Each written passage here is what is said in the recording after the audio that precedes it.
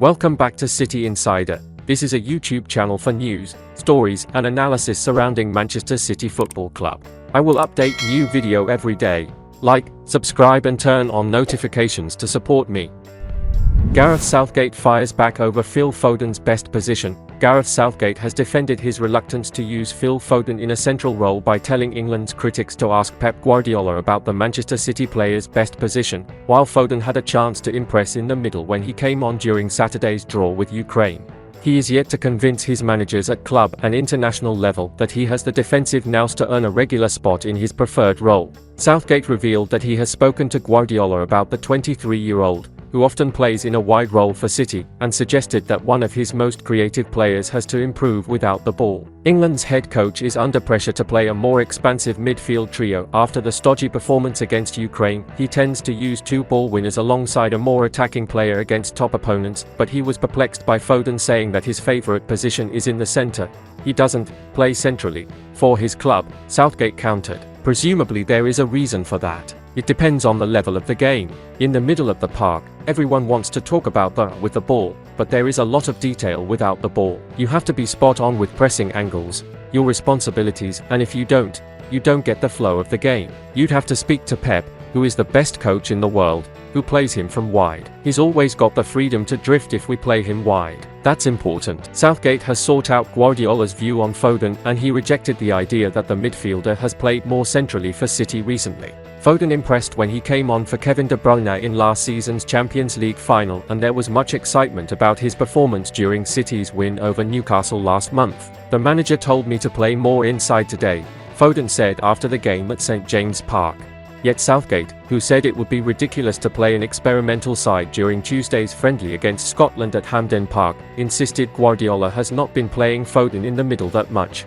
I don't think he has played it a lot this season, Southgate said. Seville in the Super Cup. Newcastle he plays wide right and he drifted. Erling, Haaland and Julian Alvarez as 9 and 10. Phil defended right wing in a 4-4-2. He drifted in off the touchline with Kyle Walker going round him in possession. He picked the ball up in those areas a lot, but his start position was wide on the right. I know it was a really eye-catching game and we were really pleased to see it, but tactically and positionally it was him coming in from the right. While Southgate gave Foden 3 starts on the left wing at last year's World Cup, there have long been calls for England to give more freedom to their creative players.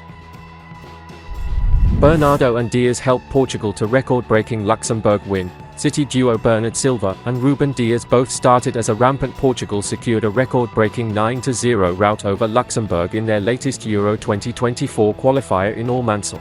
Gonçalo Inácio, Goncalo Ramos, and Diogo Jota all claimed braces, with Bruno Fernandes, Ricardo Horta, and João Felix also on target at the Estadio Algarve. It served as Portugal's biggest ever margin of victory, surpassing the former record 8-0 scoreline they had chalked up 3 times previously. The triumph also made it 6 wins out of 6 in Group J for table toppers Portugal, who are 5 points clear of Slovakia and stay firmly on course for qualification for next summer's Germany showpiece. Diaz played for the full game, while Bernardo figured for an hour before making way with City colleague João Cancelo, currently on loan at Barcelona, coming on as a second-half substitute. Roberto Martinez's men made a flying start, racing into a 2-goal lead inside the first 20 minutes. First Inácio headed home from Bruno Fernandes's inviting cross on 12 minutes.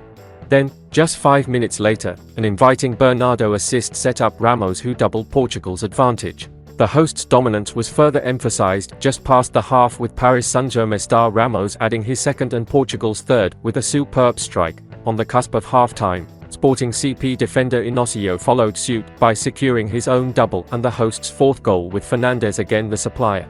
There was no respite for Luxembourg after the break. Portugal added a 5th goal on 57 minutes through Liverpool's Diogo Jota, before Braga forward Ricardo Horta's 67th minute effort brought up the half dozen. Jota then became the 3rd player to bag a brace 13 minutes from time as Portugal racked up a magnificent 7. The scoring wasn't over there, with Fernandes also getting in on the act 6 minutes from time to further extend an emphatic rout. And Luxembourg's misery was compounded 2 minutes from time when substitute João Felix also found the target to seal a new national record. Martinez's side resumed their campaign next month with a game against Slovakia before then travelling to Bosnia-Herzegovina.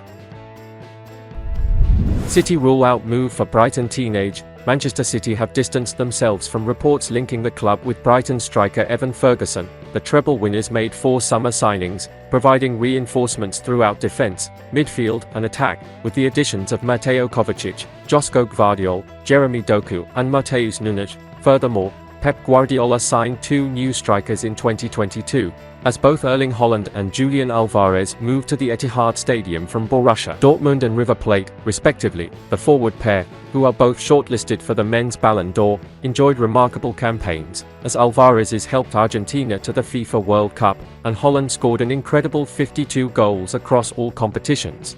Guardiola's side won the Premier League, UEFA Champions League and Emirates FA Cup last season, and are now bidding to win the league title for a 4th successive season.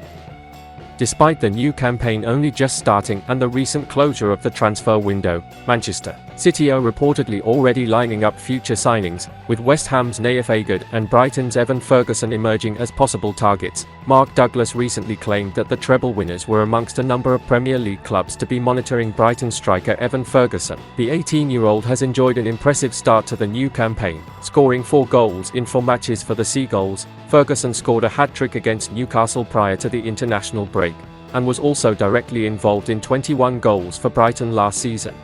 The teenager isn't however considered a current target by Manchester City, according to Mike Maignan, who reports that the Blues are happy with their striking options and don't feel the need to be looking for additions at the current moment. Julian Alvarez was linked with a potential move to Bayern Munich during the summer, and La Liga heavyweights Real Madrid have also been claimed to be considering the 23-year-old.